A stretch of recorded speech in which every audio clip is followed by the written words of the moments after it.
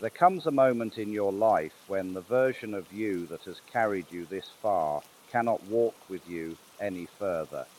You don't realize it at first. At first it just feels like exhaustion, like being strangely tired of your own habits, your own reactions, your own emotional loops. You feel it in quiet moments, like when you wake up and stare at the ceiling, wondering why something feels hollow, or when you're sitting at dinner with the same people, speaking the same small talk, playing the same role you've always played, yet everything feels slightly off, slightly unreal. You begin to notice that you answer differently. Your laugh feels forced. Your smiles feel thin. Your identity feels like clothing that shrank in the wash. What used to be comfortable has become a costume. This is the first death, not the death of the body, the death of the persona. And it is terrifying because you built your entire identity around what others needed from you. The people pleaser must die. The one who kept quiet to avoid conflict must die. The one who lived in performance rather than truth must die. It isn't dramatic. It's not screaming or fireworks or chaos. It's gentle, quiet, like a leaf deciding it's time to fall. Because deep down you know this: that was never really you. That was survival. That was adaptation. That was a child trying to be loved, trying not to be abandoned. But now you are no longer that child. You are becoming someone who demands authenticity the way lungs demand oxygen. You begin asking dangerous questions. Who am I without applause? Who am I without approval? Who am I without the mask? You realize you never wanted to be liked. You wanted to be understood. You never wanted validation. You wanted belonging. You never wanted to fit in. You wanted to feel real. And so you stand at a symbolic funeral, not of the body, of the false self. And when this false self dies, there is grief. You will mourn the version of you that made others comfortable. You will mourn the role that kept peace at the cost of your truth. You will mourn the identity that was built to be accepted, but slowly something else rises. Something deeper than self-image, something older than your fears, something wiser than your conditioning, your essence. The moment you let the mask die, you are finally born. If the first death is the false self, the second death is your attachment to what has already happened. You cling to memories like a raft, afraid that if you let go, you will float into the unknown. The human mind is addicted to certainty, even certainty of suffering. This is why people stay in relationships long after the love has died, why they stay in jobs that numb them, why they stay in patterns that suffocate them. They prefer a familiar misery to an unfamiliar possibility. But every spiritual tradition agrees you cannot be reborn while holding on to what is dead. In Zen, they say you must empty the cup before it can be filled. In Sufi wisdom, they say you must die before you die. The death is metaphorical, but the transformation is real.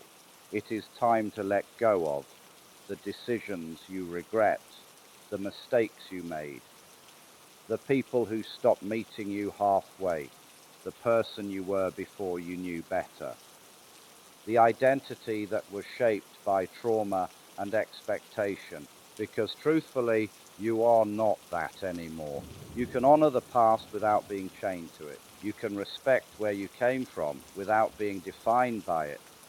You can remember without reliving. There is a moment in healing where you realize forgiveness is not saying the past was okay. Forgiveness is refusing to carry its ashes into the future.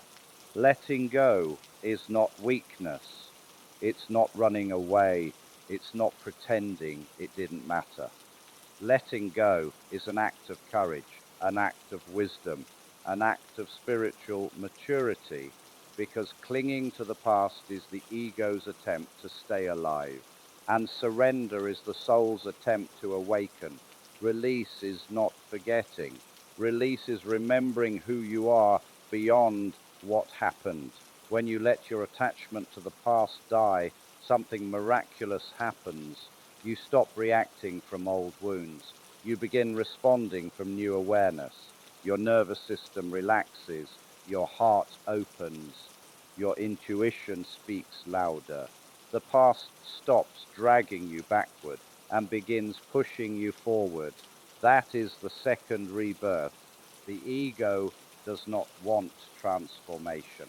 The ego wants certainty, predictability, psychological survival.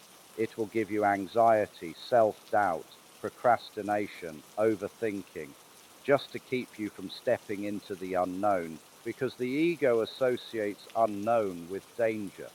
But consciousness understands something deeper. The unknown is where your destiny begins. The ego is terrified of death, even symbolic death. It whispers, what if they judge you? What if you fail? What if you lose everything? And the soul whispers back, what if they love the real you? What if you thrive? What if you find peace? The ego clings, the soul releases. The ego reacts, the soul observes. The ego wants control, the soul trusts. And here is the paradox. The ego dies the moment you stop identifying with it. You stop believing every thought. You stop personalizing every emotion. You stop living inside every fear. You become the witness, the watcher, the awareness behind the mind. You start to see you are not the voice in your head. You are the space in which the voice exists.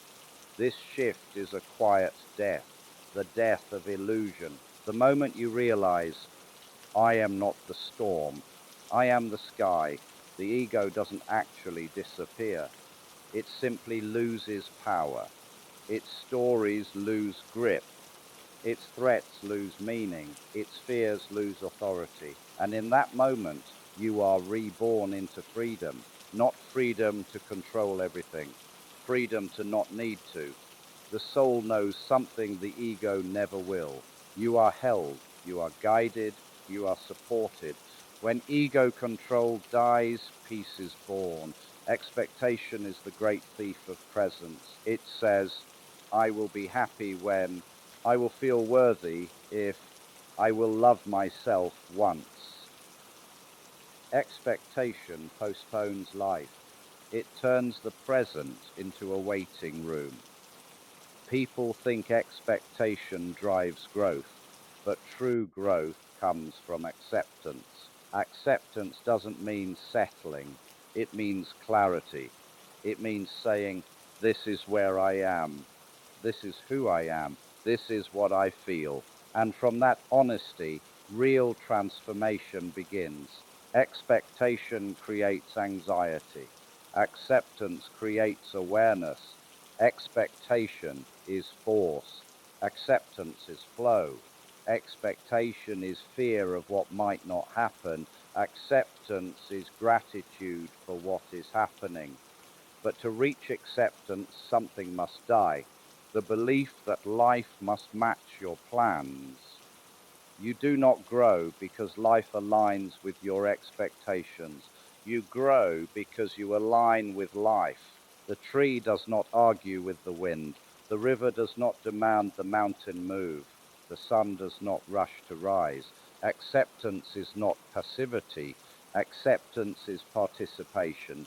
It is the moment you stop resisting reality and start moving with it. When expectation dies, presence is born, and presence is the birthplace of peace. Humans don't fear change, they fear the death that precedes change. Every spiritual awakening is preceded by an emotional funeral. The fear of letting go is the fear of disappearing. But here is the great cosmic secret. What disappears was never you. It was your conditioning, your defenses, your illusions. your inherited beliefs. Fear is the final death, not the fear of danger, the fear of being who you truly are, because authenticity is unpredictable. Authenticity is vulnerable. Authenticity cannot be controlled. And yet authenticity is freedom. When fear dies, you begin living consciously. You make choices not from pressure, but from alignment, not from insecurity, but from clarity, not from fear of rejection, but from love of truth. You stop pretending, you start participating, you stop performing, you start being, you stop surviving, you start living. You realize life is not waiting for you in the future. Life is happening right now. And the life you want, the life of peace, clarity, truth, depth, is not created through force. It is created through surrender, through the quiet, powerful death of everything that is not truly you. In these deaths, something magnificent emerges, not a new you, the real you, whole, awake, at peace.